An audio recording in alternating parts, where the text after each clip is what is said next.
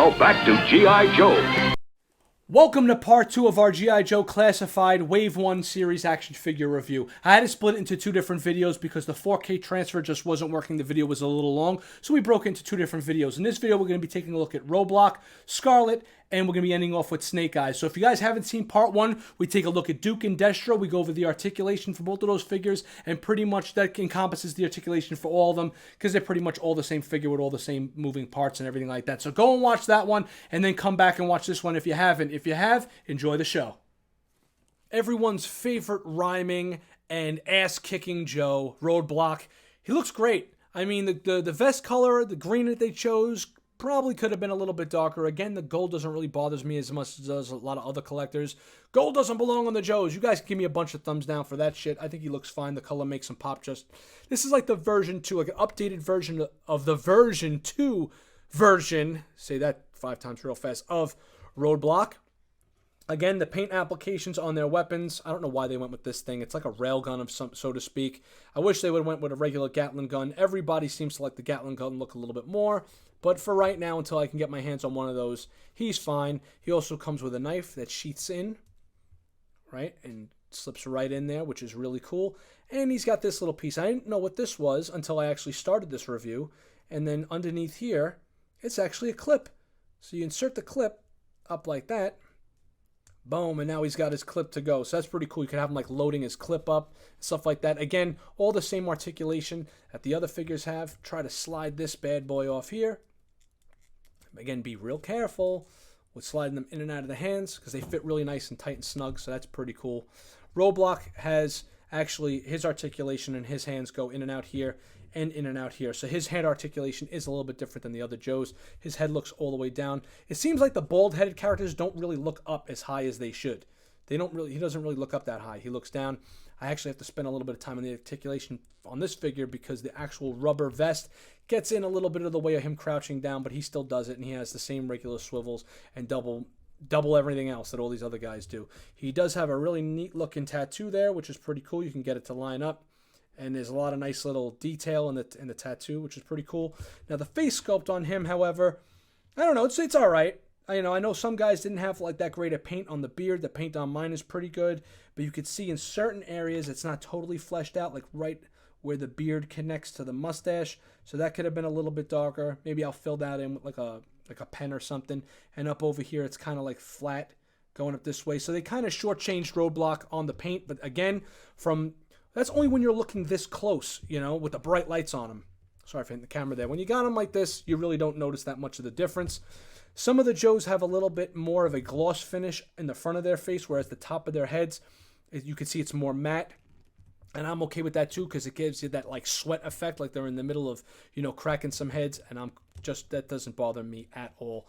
Again, he has all the same articulations as everything else, and his figure is a little bit tighter too. Remember to pull the legs down when you want to pose them and get them out like that. And then if you don't want the legs to be a little loose, because they can get a little loose when they're like that, just push them right back up and in where they're supposed to be, and they go back to being stiff and locked in, loaded, and ready to go, right? As far as the chest symbol goes, the star is really well done. None of the paint bleeds into anything else. He's got his nice little communicator over here, so that's pretty cool, neat. This is actually made of rubber. You can cut this off if you wanted to take an X-Acto knife or something and cut it along the seam down here, or cut it along the back and actually take it off. That's cool. He even has the hole in the back in case you wanted to put a different type of backpack on him, so that works also. It looks good. I don't know, man. It's Roadblock. I think that a different head sculpt, we're used to him just having the goatee. It's an updated look. It's different times. We kind of got to get, along with the times a little bit. I'm trying to be a little bit more forgiving because I know a lot of love went into the making of these figures. And a lot of people that are actually designing these figures happen to also be fans like we were growing up. But, they say you got to update with the times. You either update and grow or get left behind. Now we're going to be taking a look at Scarlett here. And there's a few problems I have with her, although I think she is one of the more fun figures in Wave 1. There are a few things that I'm going to personally have to change about this figure, but as far as the exact head sculpt go, it's fine. They give her a little bit more of a Mary Jane kind of girl next door look as opposed to the redheaded hottie that we grew up with. But her hair sculpt is very nice. The sculpt on the hair is awesome. Take a look at that. They even have like little bits and pieces of hair coming out of the end there, which is really cool. It's not just one flat mold. The articulation in the head is really good. It's a ball joint that moves all the way around, although the hair does interfere with a little bit with her looking up. She's got nice little earrings on that they gave her, and that's fine too. However, the hair is bright orange. I mean, like bright. It's an orange. You know what an orange looks like? It's a friggin' orange. So I'm going to be taking some red paint to her hair and maybe doing a little bit of a tutorial in order to get... Look, she's supposed to be a redhead. So why'd they give her orange hair? I don't know. She's not a strawberry blonde. She's a redhead. So that kind of bothers me a little bit. Although the paint on the rest of the body is pretty well done. I'm going to keep touching this to get the focus in for you guys.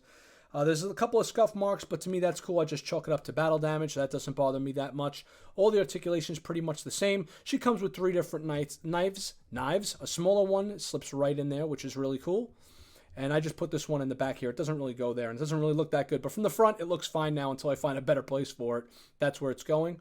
I thought this was upside down. It actually isn't. That's the way it's supposed to go. I was going to flip it around, but it seems to be, according to the card, that's the way it goes. She's got a nice little shoulder guard with the star on it. That's cool. And the ninja stars on the arm. That's another one of her...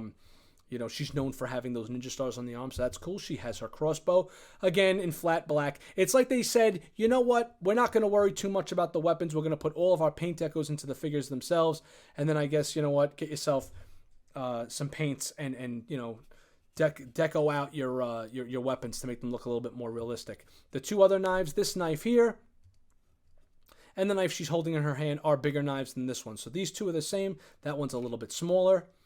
Again, her legs come out. Maybe you guys could see it a little bit better on this figure. See how it comes out like that? And then you can get her to throw a kick.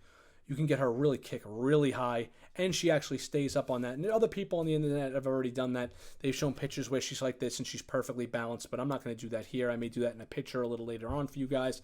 Obviously, you want to shove those joints back up in there to make sure they stay that way. And the gold doesn't really bother me all that much. Too much yellow would have been, I think, a bit much. Another pet peeve that I have is actually with the crossbow.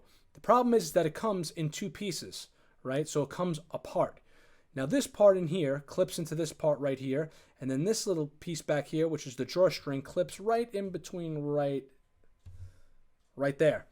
The problem is that I noticed that some people are having an issue with it popping out. So get yourself a little bit of crazy glue that in there, and maybe back there, just a little dot will keep it from falling apart on you. Unless somebody could show us in another video that maybe something slides in back there. Trying to figure out if this thing went back there or something like that. I don't see it. But nonetheless, this also spins around a little bit too freely. So get her in the pose you want. Drop it down around her hips. Get it nice and low there. And it'll stay once you do that. But once it's up, it's going to be a little flimsy and flip around and stuff.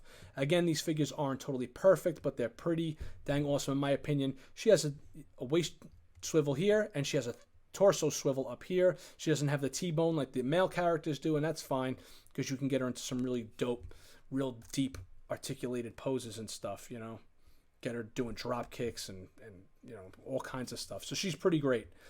With the exception of those 2 pieces, see here, look, there's the double ball joint that I was talking about earlier in the Duke part of the review. All right, so there's Scarlett. She's pretty awesome. I haven't collected Marvel Legends of these type of figures in a while. She's, kind of met all my expectations, with the exception, again, like the 2 things I mentioned earlier, but those are quick and easy fixes. Get yourself some paint brushes and some red paint. Go to work on the head and the weapons. You'll be fine. Last but not least, we're taking a look at everyone's favorite ninja. I don't give a shit who you are. You love Snake Eyes. How could you not? He might not be your favorite G.I. Joe ninja, but he is a fan favorite nonetheless. Now, the head sculpt is great. They give him a little bit of like breathing holes up in here and a little bit of new designs. They give him the little red dot on the top of his head, which gives a little bit of color. And as you can see on his chest, he even has his little chest emblem there, which is pretty cool, just to give it a couple of accents to make the figure stand out so he's not just in total black, right? Awesome. Most articulated out of all the Joes, as he should be. Couple of problems, though. We're going to start with, although I think he looks great, he's got like nice little straps on him and stuff. And again, you're going to have to sit that a little low so it doesn't keep spinning around on you. His bandolier's fine. Couple of problems with this figure. He is not without his issues. Again, being the most articulated, you really got to fit those joints back up into the hips so that he's not as loose. Because now, look, he's not loose at all. Once you move this down, he gets a little bit on the loose side. All right, problem number 1 with the knife sheath here. Here's his knife. You go to put it in, it doesn't go all the way in. I notice a lot of people are having this issue. You can't really jam it down there, so get yourself some like an eyeglass screwdriver. Heat it up maybe with either hot water, or you guys could do the hot water or the blow dryer effect, and then try to slip that down there a little further. Some people were talking about maybe taking a very, very, very small Dremel and doing some modifications there, but that doesn't fit in there too well. However, I heard somewhere that Scarlett's knife fits in there perfectly, so let's put that in there, and what do you know, it fits absolutely perfectly right in the sheath as it should. It's a shame that her knife fits in there and his own knife doesn't, but what are you going to do? It is an issue, but it's not something that can't be fixed. Now, he's also supposed to come with an Uzi. Again, there's a futuristic Uzi, so whatever, it is what it is. It does have this side peg here so that you could peg it into his back. I want to draw your attention to his back here, however, because you could put his sword on his back just like that. You could have it like this. Here's an issue: when you peg things into the back, you got to constantly take this and move it back down. But the sword pegs into the back. The sword stays in its sheath really, really well. You got to like take it out there. Again, there's the emblem there. So that's cool. You could even unpeg the sword from his back and take his backpack, right? Take a look at his backpack there. Very nicely well done.